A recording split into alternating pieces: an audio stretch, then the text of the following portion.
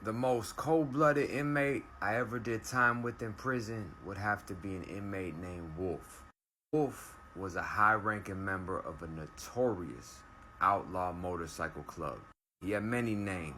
They called him the Enforcer, the Reaper, and most of all, the Wolf. He was a cold, calculated dude. He could quote scripture, Socrates, Sun Tzu, Machiavelli in one breath, and in the same breath cut your throat. He was one of the highest ranking members of this organization until he ultimately died in prison from a drug overdose. He became cellmates in Florida Department of Corrections in confinement. Confinement is hard time in Florida. Other places, they call it 23 and 1. In Florida, we call it 24 and none. You're lucky if you even shower. You're lucky if you even get toilet paper to wipe your ass. Guards are throwing inmates off the top tiers to their deaths that they don't like. They're putting your worst enemy in your cell, gambling on y'all while y'all fight for 15 minutes straight. If they really don't like you, they'll put you in the cell cuffed up with a notorious killer, rapist, and you be in there fighting for your life non-stop. And once they feel like you've learned your lesson, if you survive, they'll come in there and pepper spray you right in your face, throw you in a hot-ass shower, slam you on your head, and rinse and repeat. So when you're back there, only the strong survive. And one thing I learned from Wolf is that these outlaw motorcycle clubs, you know, it could be a lawyer, a doctor, all walks of life ride with him, or patched up with him, or some of the coldest dudes you'll ever meet. So you had officers in there that had high-ranking jobs, careers, captains, corporals, whatever their rank was, but they were under Wolf. And he kind of looked at me like a little brother. I was in confinement for slicing a chomo's face. And, you know, when you're locked down 24 hours a day, washing your clothes in the toilet, and you only have one person to communicate with, work out, play chess, talk about scripture, talk about philosophy, you become tight. And he always respected me because I told him that I'll never be clicked up. I'm not with none of that organization shit. Not that I don't respect it. It's just I could do bad on my own. And the fact that I also sliced a chomo across the face, that he has to wear that mark for the rest of his life. And hearing his story, you'll understand why. So prior to us ever meeting, he did 15 years in prison before this bid, where he got 3 life sentences, 1 for a murder and 2 for attempted murders. When he told me the story, I was like a kid at a campfire listening to a story. I just couldn't believe it. It was unreal. It was something out of the movies. Now, it's a very graphic story, and I have a reenactment while it goes through, so check it out. Wolf told me that he got out from doing those 15 years, and I think it was for 3 attempted murders, if I'm not mistaken. And when he got out, they had an entire thing called the compound. Basically, they took over an apartment building. They had labs in there, all of them strapped up with all type of weaponry. The landlord was part of their group, their club, you know, really high-ranking organization, just notorious motorcycle outlaw club. And he said one of his brothers, Red, called him and said, hey, we have to talk.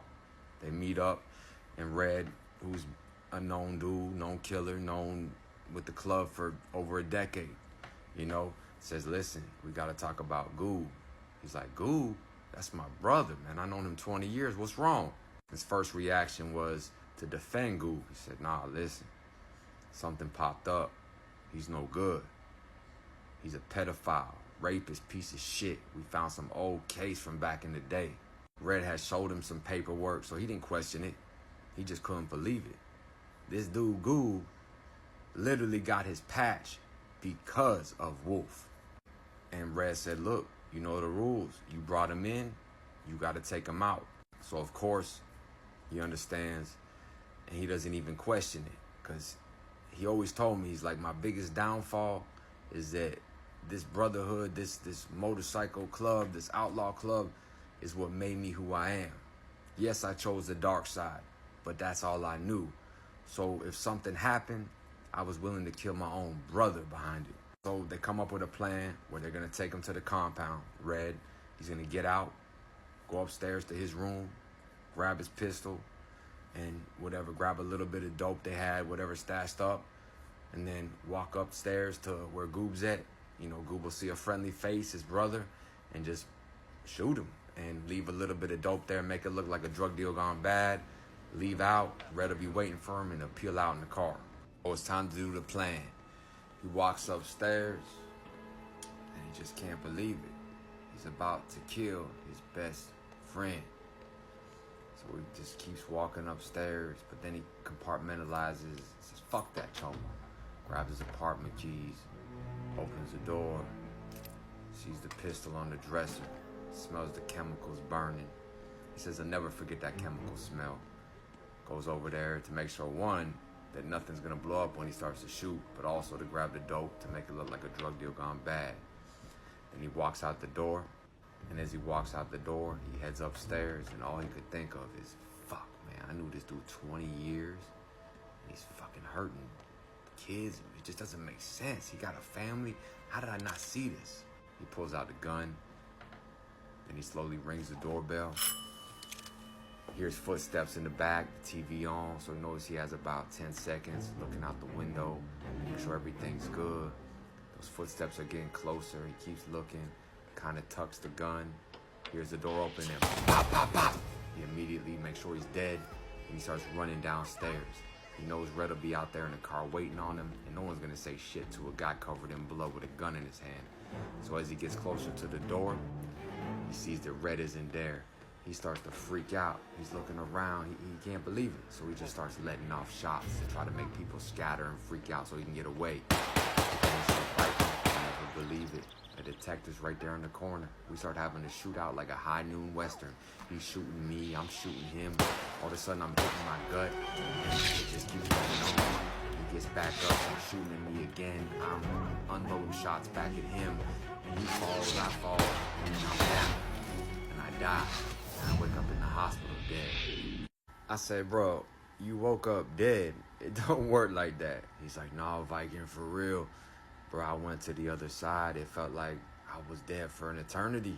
And they said I was only out for 3 minutes. I said, damn. He goes, but listen to this, man. He goes, I'm happy the civilian and the detective were alive. Obviously, Goob died, and I got my 3 life sentences. But upon research, we found out that Red was just jealous and angry and hating the fact that Goob was a rising star in the organization. He was a top earner, respected, the ladies loved him. So jealousy, envy, greed, hate, and he put it on me, and I didn't even question the order. I killed my best friend. I knew his wife, his family, over nothing. So we had a meeting with the ones inside and outside. We all got a hold of each other, put the green light on Red. One, for the cowardly act of leaving me there, but also for producing the fake paperwork and, ordering the hit on one of the most solid men I ever knew. You could see in his eyes that he was just never the same. He ended up overdosing on drugs on the inside. And it's fucked up, but that's the life he chose, the dark side. Nothing good comes out of it. Could you imagine that? You spend half your life in prison, killing all this shit for an organization, only to spend the rest of your life in prison and then die because of all the guilt that it cost you. He told me something I'll never forget. He said, I got more blood on my hands killing my own brothers and innocent people than any of the enemies that went against us. He goes, always remember this, Viking. A best friend makes for a worst enemy. Stay out, stay free. Us.